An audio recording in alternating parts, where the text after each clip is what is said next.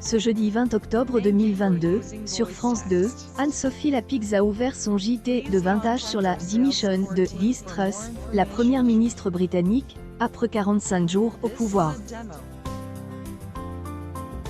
Un reportage sur la pénurie de carburant et la fin de la grève sauf dans certaines raffineries a ensuite été proposé. Un sujet sur les EHPAD a également été diffusé.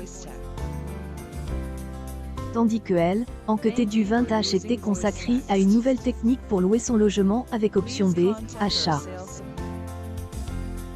Cette édition du JT de 20h de France 2 a réuni 4,57 millions de téléspectateurs, soit 21,8 parts de marche sur les 4 ans et plus.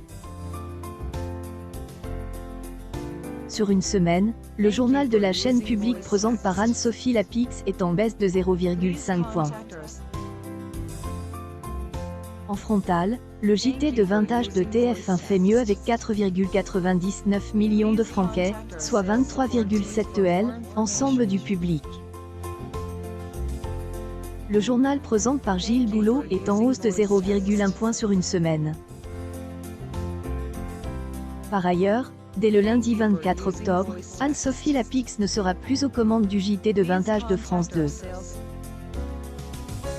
La journaliste signe la fin de la première partie de la saison et prend ses premières vacances depuis cet été. Un clap de fin donc pour elle avant de revenir ici normalement 2 semaines. Ainsi, dès le lundi 24 octobre, Karine Bast sera désormais aux manettes du JT de 20h de France 2.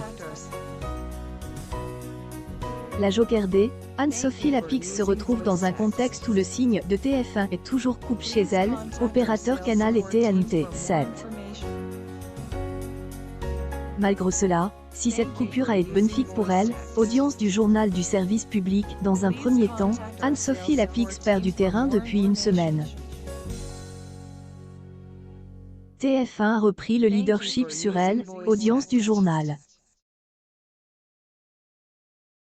De ce fait, Karine Bast arrive dans une situation inconfortable et se retrouve potentiellement en danger. La journaliste a pour défi de renverser le journal de Gilles Boulot en profitant de la situation suite au conflit entre le groupe TF1 et Canal+. Bast sera aux commandes du JT de 20h de France 2 dès le lundi 24 octobre en attendant le retour de vacances d'Anne-Sophie Lapix.